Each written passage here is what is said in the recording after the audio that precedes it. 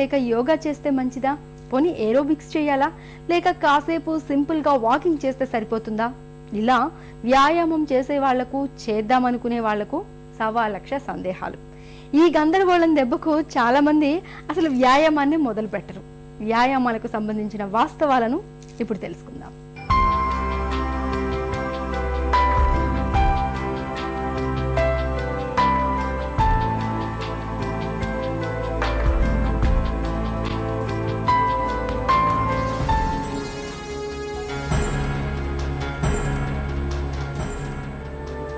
వాసిం అక్రమ్ అంతర్జాతీయంగా ప్రఖ్యాతిగాంచిన ఈ బౌలర్ గురించి పెద్దగా పరిచయం అక్కర్లేదు.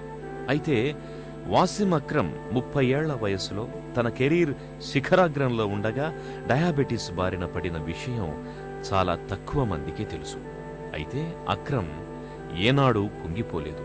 సరికదా, డయాబెటీస్ గుట్టుమట్లను పూర్తిగా తెలుసుకుని తన కెరీర్ని, జీవితాన్ని తదనుగుణంగా మలుచుకుని ఆనందంగా జీవిస్తున్నాడు. అయితే దురదృష్టం ఏమిటంటే, ఇటీవలి కాలంలో ఎవరైనా షుగర్ బారిన పడడం పెద్ద పాపమైపోయింది. అదేదో అతి భయంకరమైన జబ్బు అన్నట్టుగా కథలుగా చెప్పుకోవడం పరిపాటైపోయింది. ఇక అది మానేయ్, ఇది మానేయ్ అని 1,15,00,000 సలహాలు కూడా చెబుతారు. ఇక్కడే కొంచెం జాగ్రత్తగా ఉండాలంటున్నారు డాక్టర్లు.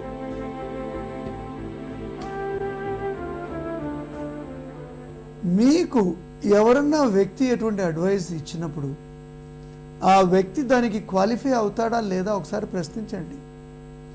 ఎవరైనా ఆహారం గురించి చెప్తే నువ్వు డైటీషియన్వా, నువ్వు ఒక న్యూట్రిషనిస్ట్వా, లేక ఇంకేదన్నా ఒక డాక్టర్వా, దీని గురించి తెలిసిన పర్సను. అంతేగాని ఒక ఎక్స్పర్ట్ అడ్వైస్ లేకుండా మీలో పూర్తి మార్పుల్ని తెచ్చుకోవద్దు. నిజానికి డయాబెటీస్ పర్సన్లు బియ్యం తినొచ్చు చక్కగా, కాకపోతే కరెక్ట్ క్వాంటిటీలో తినండి. దుంపలు తినొచ్చు, ఎందుకంటే ముఖ్యంగా మనం సౌత్ ఇండియాలో ఉండేవాళ్ళు ఎంత దుంపలు తింటామండి, ఏదో చిన్న బంగాళదుంప. సో మనం తినే దుంప క్వాంటిటీ చాలా తక్కువ. So there is no need to stop root vegetables. Yes, ఒక మనిషి పంజాబ్ నుంచో ఇంకెక్కడ నార్త్ ఇండియా నుంచో ఉంటే వాళ్ళకి ఎక్కువగా దుంపలు తినే అలవాటు ఉంటుంది, కాబట్టి వాళ్ళు కొంచెం దాన్ని తగ్గించుకోవాలి. సో మనము మానాల్సిన అవసరం లేదు. షుగర్ ఉన్నవాళ్ళు కూడా పండ్లలో ఒక 4 పండ్లు కాకుండా మిగతా పండ్లన్నీ దాదాపుగా అప్పుడప్పుడు తినొచ్చు. పూర్తిగా మానేయాల్సిన అవసరం లేదు. అంటే మీ అలవాటుని మీరు పూర్తిగా మానేయాల్సిన అవసరం అసలు లేదు. అరటి, మామిడి, సీతాఫలము, సపోటా, ఈ 4 పండ్లలో కొంచెం ఎక్కువగా షుగర్ ఉంటుంది, అంతేగాని అన్ని పండ్లలో ఉంటుంది. సో వీటిని మీరు రేర్గా తినండి, రోజు తినొద్దు. అయితే మనకు బ్లడ్లో షుగర్ పెరిగే ప్రమాదం ఎక్కువగా ఉంటుంది. కానీ పూర్తిగా పండ్లు మానేయడం అనేది రాంగ్ అడ్వైస్, రాంగ్ హ్యాబిట్ కూడా. So be what you are. జనవరి 1 నిర్ణయాల్లో అత్యధిక మంది తీసుకునే నిర్ణయం ఏంటో తెలుసా? వ్యాయామం మొదలు పెట్టాలి అనేది ఆ నిర్ణయం. అద్భుతమైన నిర్ణయం. దురదృష్టం ఏమిటంటే 98% మంది ఇదే నిర్ణయాన్ని మళ్లీ తరువాతి జనవరి 1 కూడా తీసుకుంటారు.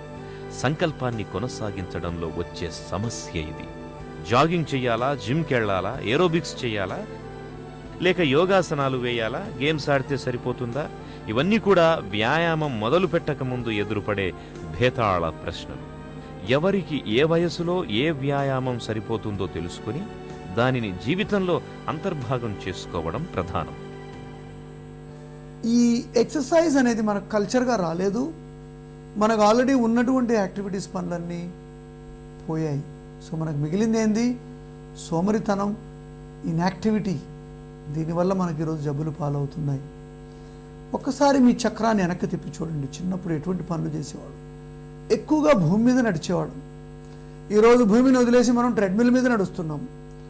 ట్రెడ్మిల్ మీద నడవడం వల్ల మోకాళ్ళకి కొద్ది రోజుల తర్వాత గాయాలే అవకాశం ఉంది. ఎందుకంటే ట్రెడ్మిల్ మీద నడిచేటప్పుడు భూమి నడుస్తుంది, మనం నడవడం లేదు. కానీ మనం భూమి మీద నడిచేటప్పుడు మనం నడుస్తున్నాం, భూమి స్థిరంగా ఉంది. So this it self is a behavioural change for human body. ఏదో ఎమర్జెన్సీ కొన్ని నిమిషాలకు పరిగెత్తవచ్చు ట్రెడ్మిల్ మీద, కానీ సాధ్యమైనంత వరకు మీరు పరిగెత్తాలి, నడవాలి అంటే భూమి మీదే నడవండి. దీనివల్ల ఎముకల్లో బోన్ మినరల్ డెన్సిటీ పెరుగుతుంది, బయట సూర్యరశ్మి వల్ల మనకు వైటమిన్ డి లభిస్తుంది, తర్వాత ఎంతో ఆక్సిజన్ లభిస్తుంది, మనకి ఎన్నో రకాల మస్కులోస్కెలిటల్ డిసీజెస్ నుంచి ఎన్నో ఉపశమనం కలుగుతుంది. So be what you are and stick to your native habits of exercise. Floor exercise, దండాలు తీయడం, బస్కీలు తీయడం, బర్పీస్ అంటాం మన ఇంగ్లీష్లో, రకరకాల జంపులు చేయడం, డాన్సుల పద్ధతుల్లో చేయడం, ఇవన్నీ కూడా భూమి ఆకర్షణకు ఎదురుగా మనం జంప్ చేస్తూ చేసేటువంటి రకరకాల ఓల్డ్ వ్యాయామాల వల్ల మన బోన్ మినరల్ డెన్సిటీ ఎక్కువగా పెరుగుతుంది. చిన్నప్పుడు స్కిప్పింగ్ చేసే అమ్మాయిలకి వయసు మీరిన తర్వాత కూడా ఆస్టియోపోరోసిస్ లేదంటాం అంటే నిజానికి ఇది గొప్ప విషయం. మీ ఊరికి ఒక కొత్త యోగా మాస్టర్ గారు, యోగా బాబా గారు వస్తారు. ఆయన వెంటనే చెప్తారు వజ్రాసనం మోకాళ్ళకు మంచిది. కానీ ఇంతవరకు మీరు ఎప్పుడన్నా కూర్చొని ఉండాలి కదా కింద. సో ఎవరో ఏదో చెప్పాడని మీరు వెళ్ళి వెంటనే వజ్రాసనంలో పద్మాసనంలో కూర్చున్నారనుకోండి, మోకాళ్ళు దెబ్బతింటాయి, లిగమెంట్స్ ఇంజరీ కావచ్చు, అన్లెస్ మీకు ముందు నుంచి హ్యాబిట్ ఉంటే తప్ప. సో మనం చేయగలిగిన ఎక్సర్సైజ్ని చేయండి. కొత్తది నేర్చుకోవడానికి సమయాన్ని కేటాయించండి.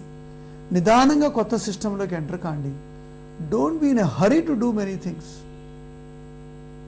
సో వ్యాయామం పట్ల కూడా ఈ కొత్త విధానాలకి మీరు కొంచెం జాగ్రత్తగా ఉండడం వల్ల మనల్ని మనం కాపాడుకోవచ్చు.